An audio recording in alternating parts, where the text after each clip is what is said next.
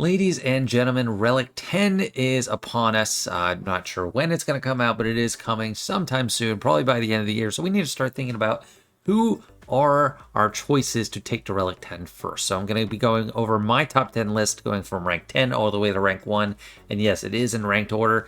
But just so you know, I have Piet pulled up here because he is not on the list. Neither Piet, Darth Revan, or Admiral Radis are on the list because I'm not focusing on fleet commanders. I am not really drawn to be doing that. I hope that's not a big draw when it comes out, but these are characters I'm focusing on just because they're going to have a massive benefit from all the relic differences.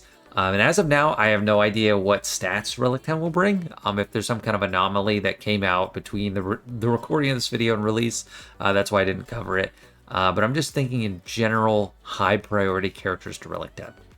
Coming in at number 10, it is Starkiller. So I made a video a week or so ago about Relic Delta archetypes, and Starkiller was in that top archetype, which is Nuker. So this is, I'm thinking about big damage, AoE, maybe durable, on kind of the cornerstone of a team is what I'm looking at. And Starkiller is going to be getting a lift with a new Conquest unit. Maybe that guy is going to be the Relic 10 choice, I don't know. But he's not here yet, and he won't be here for at least like 3 months. Starkiller, I already have him at Relic 9. He is the definition of big AoE damage. So first off, his Force Repulse, Dispel on everybody if you have the Grand Arena Omicron. Massive AoE potential, huge. Basic on his turn, massive AoE potential, so you can just spam the basic. You can do an AoE with him every single turn if you want to, and take out lower relic sides, so he has to be a big standout. For me, recently, and at least Kyber 1 for the past few months to a year, he's been more of a sidekick to Malicos, but it seems like it's going to change, and even if he is still with Malicos, or tied to his hip, which I kind of, well, if it's all three, him, Malicos, well, no, Malicos' kit would be turned off by Sith. But whatever the case, he's going to kick butt on his own. And his Star Destroyer, it's going to be doing more damage. It's based on his max health, but that will scale up based on whoever is taking the hits. So yeah, he is the number 10 choice for me to go to Relic 10. Number 9 might be a little surprising, and it's Wampa. So here's my thought on this. Wampa is one of those rare characters. It's a one-man team, literally one man. Bane is a two-man team, so the Eternal likes allies sometimes.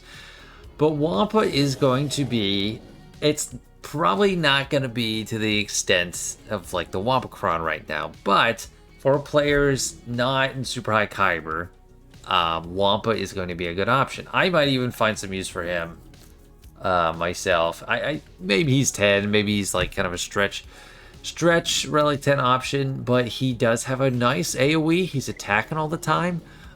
There's literally no weakness on the team. So I've talked about with Relic 10, you are like high relics in general. You want big AoE damage dealers, and then you want tanks that are people who are taking the damage.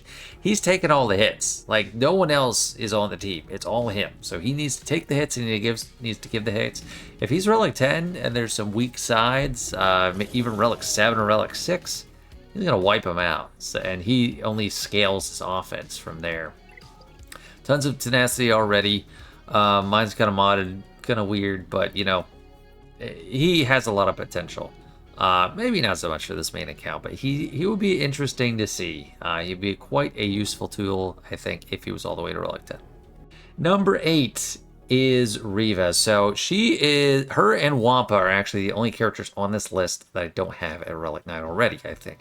And that's mainly because she does not get the super Relic 9 boost that all other tanks get. She's the only tank that doesn't get a crazy bump to protection and health. At this point, I think they should fix that. When she came out, she was so busted. It was like, what is going on here? But that was early 2023 is when people actually start getting their hands on her. It's been long enough. She's not the best player in the game anymore, although she's really good. So she needs that buff. Anyway, so you get her all the way to Relic 10. She is not only a great tank, she takes hits like a champ. She is a damage dealing tank. She has a big AoE. She does it all. I might even slap on some more Omicrons on her if I did get her to Relic 10. But crazy good team. She dies and comes back 3 times. So just think of not even if you don't put her on defense, and there's some easy counter like Java can kind of sidestep that. And to me, using Java on Inquisitors is actually a decent value because Java's not like crazy good against other GLs. But think about her just on offense, having 3 attempts to get him down. And this AoE, it just hits hard. She does her armor shred. She can lock in healing immunity. There's a bunch of AoEs on the team too. So like if you like her, Grand Inquisitor, 8th Brother, they're going to be putting the pain on some people. So I would be very intrigued to see what she could do at Relic 10. Number 7 is General Skywalker. I know I've gotten a lot of crap over the months and years that I've been ranking all non-GLs. This video has GLs in it, by the way. They're coming. I know I've got a lot of crap for overrating Gas, but he is actually extremely compelling for Relic 10. One, he's got the massive AoE, which, is a double hit. He does a big AoE, and then he does a big another hit. So, and he double hits on his basic. So he is going to be doing damage like crazy. Not only is he doing a lot of damage, he's a de facto tank. He's an attacker, but he's a tank.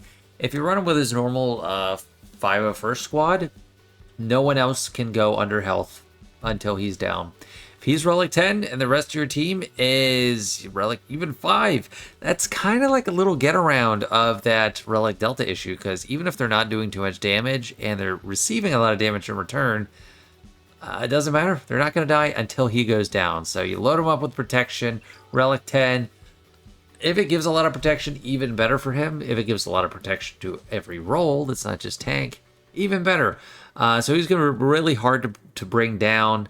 Even if you're facing like a Ray, say someone that still has their Ray at like Relic 8, he's going to be taking reduced damage from those whirlwinds. He's going to stay up a lot longer. Well, a whirlwind's pretty much going to down him. But you get back to another turn with Rex. That 501st team's actually going to be pretty friendly with just one really high relic on General Skywalker. So he takes all the hits, he deals out the damage. Just an insanely good pick for Relic 10. And you can use him as a, flex utility Jedi attacker too, under like a JMK or just with the random Jedi teams. I do that frequently, and especially in TB, I like to use him under, other GLs. So he's gonna be quite good. Just wait and see. And speaking of Rey and GLs, Rey is number 6 on my list because she mainly has non-traditional damage. It's true damage, but I think that's just going to be amplified all the same against against lower Relic characters when Relic Delta comes out. In the Whirlwind, I think that is modified too. So instead of 300,000, if you're doing double damage plus 100% damage against 4 relics down, it's like 600,000 damage. It's going to be insane. Thinking about it now more, she could probably be even higher on the list. And then her ultimate is an AoE.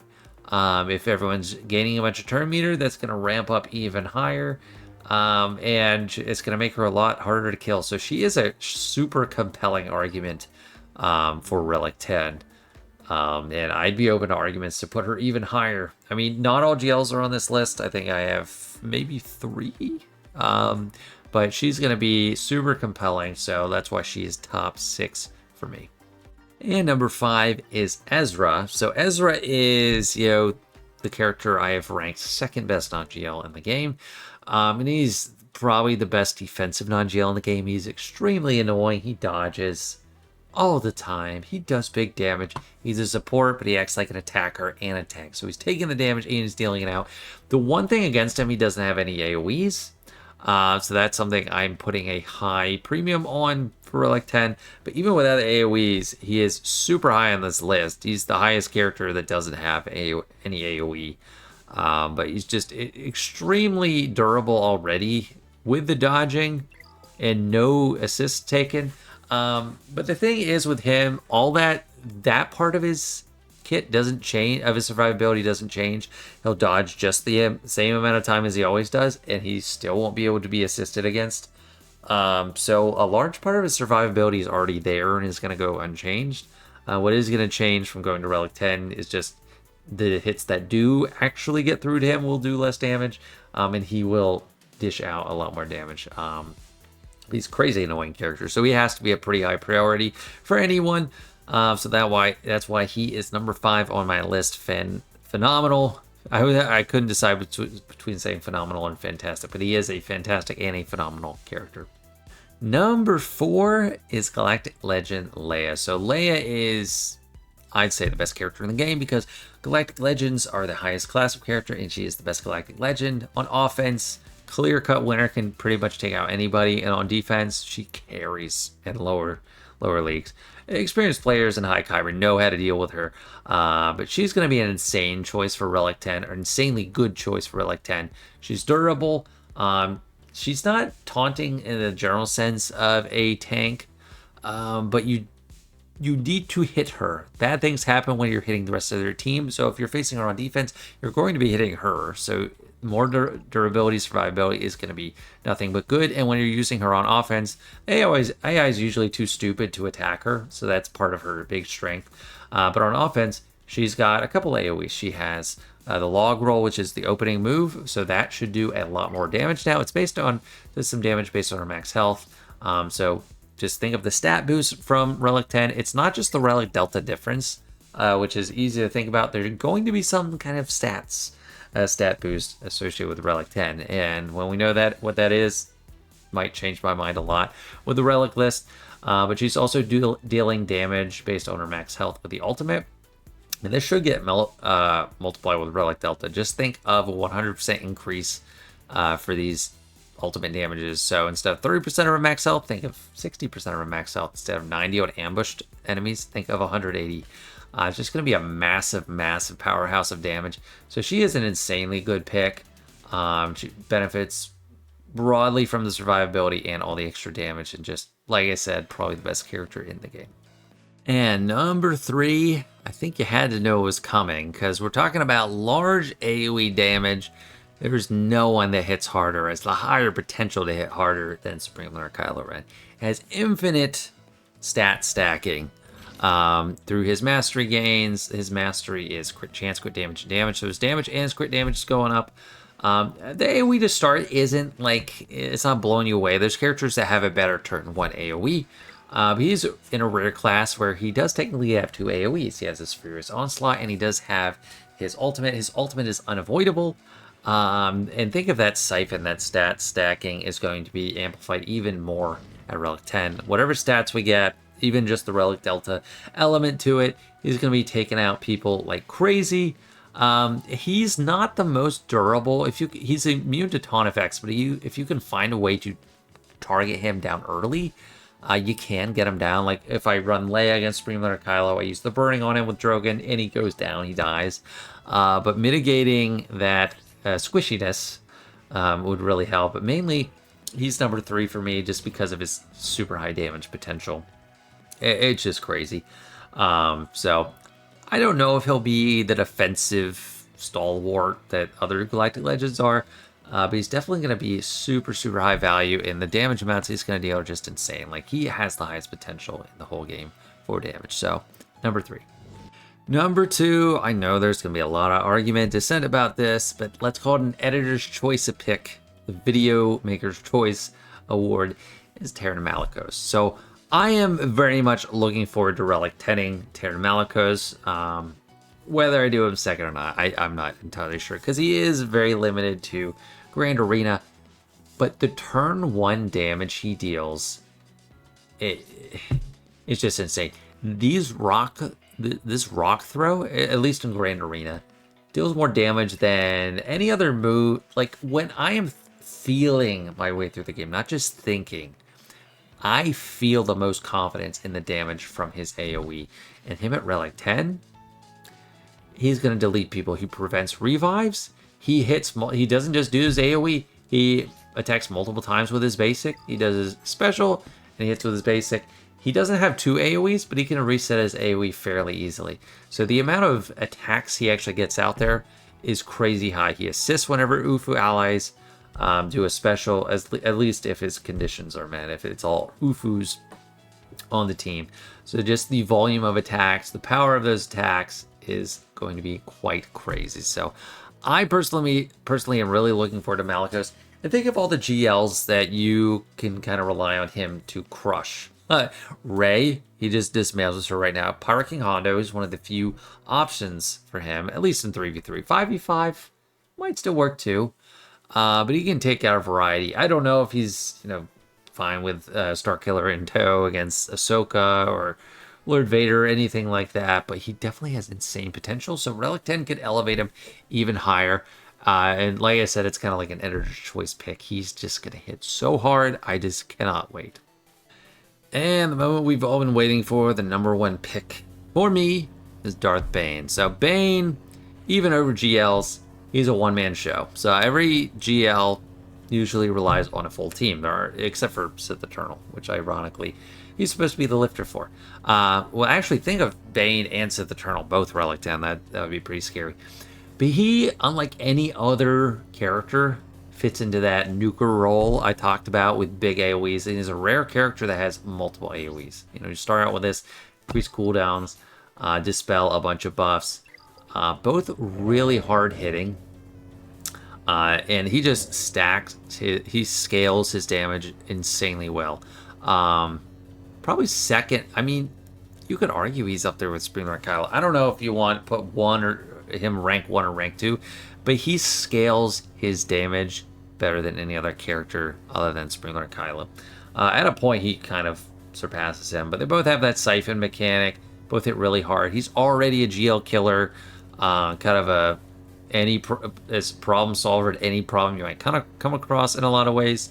But just think of him being Relic 10, and you don't have to worry about a team. Kind of the same thing with Wampa. You don't have to worry about having a whole team get him up in relics, because your sidekick, whatever Sith you bring, you're kind of just hoping they die in a lot of cases. So you don't need to worry about a whole bunch of characters to make a team viable. It's just him. He does take the damage and deals it.